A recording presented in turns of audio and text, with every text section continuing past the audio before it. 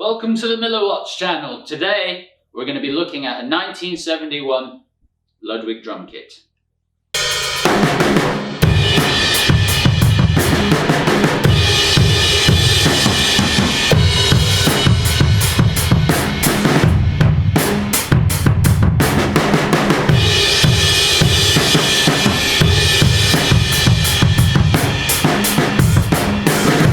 We've got a 14x5 snare drum, a 13x9 rack tom, a 16x16 floor tom, and a 24x14 inch kick drum. And this is a 1965 Ludwig Supraphonic that I've upgraded with a Trick GS007 with pure sound wires on the bottom. The snare is 100% original except for the P83 that I sold to buy the Trick. Besides that, all the hoops and everything on these are original hoops, so it's that original metal sound when it's not reproduction because those ones sound a little bit different.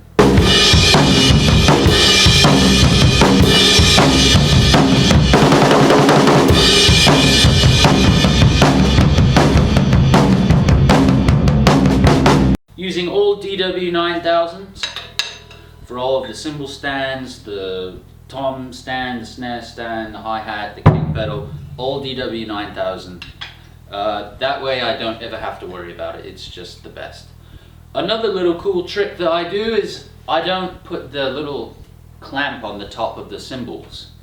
There's a little foam clamp that you can do and it shortens the decay time. We're using Paiste signature cymbals on this.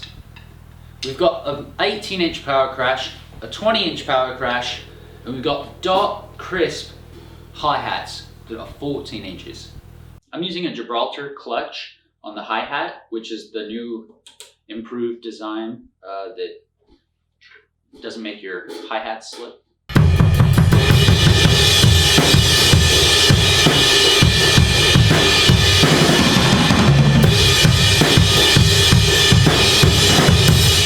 I've got blisters on my fingers! A quick tip to getting rid of blisters while playing the drums is you wrap the drumstick with a little bit of, electrical tape, any color you choose, and it'll save you some blisters on your hands. Another cool little tip is you put cotton balls in the lugs, in between the spring and the top of the lug. And what you can do is you can eliminate this extra little ringing sound that happens when you do that. We bought custom vinyl wrap sizes for the drums and re-wrapped them. I upgraded the bass drum beater from the stock DW9000 one, which was a little bit heavy. I got a Tama replacement one that is felt and it's really lightweight, so it's super easy to kick and it's like a spring rather than dealing with like a counterweight balance thing.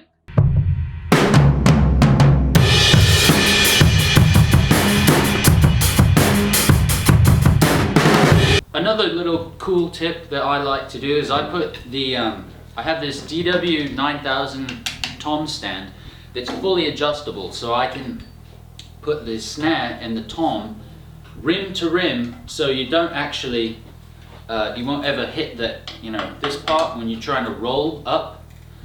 You don't actually hit this.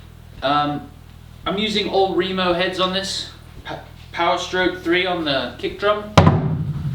And we're also using the fiber skin on the resonance side, which is a bit darker than some of your other coated heads out there.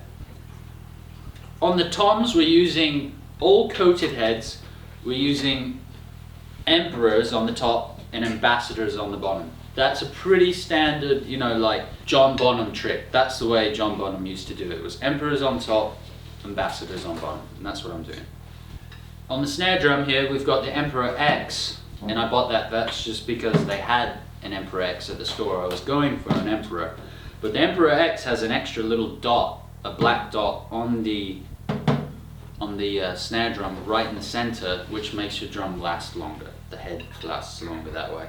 And then I've got on the bottom a Remo Ambassador clear for the snare side.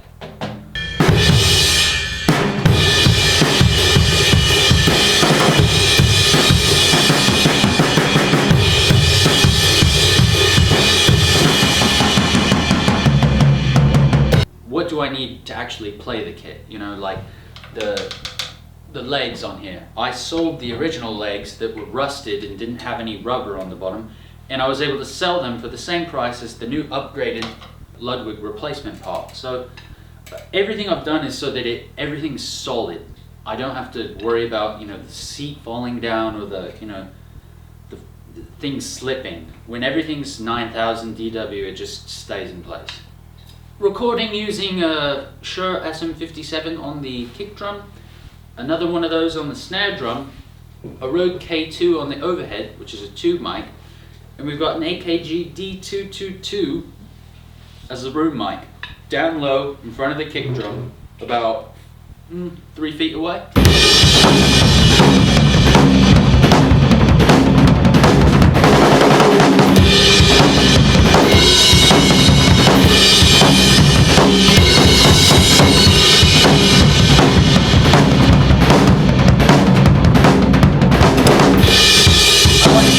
Kind of configuration of a kit where it's, you know, 2 cymbals on the sides here, a floor tom, a rack tom, and a hi-hat. I feel when I put the cymbal right here, so I can go this one or this one, I always seem to hit this one first because it's just habit that I go for the one above this tom. But when I put both cymbals on the side of here, it makes it so that I can kind of, you know, jump between the 2 cymbals rather than going this and that. I like to think of it like a race car. You know, I've got 2 DW 9000 pedals, the 9000 on the hi-hat and the 9000 on the kick drum.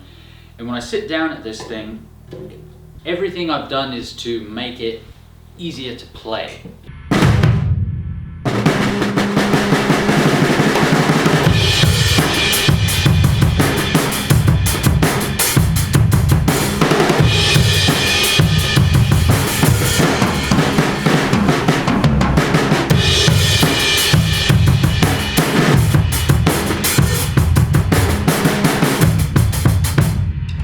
Uh-oh, we did it again. Another gear review. Oh! Like and subscribe!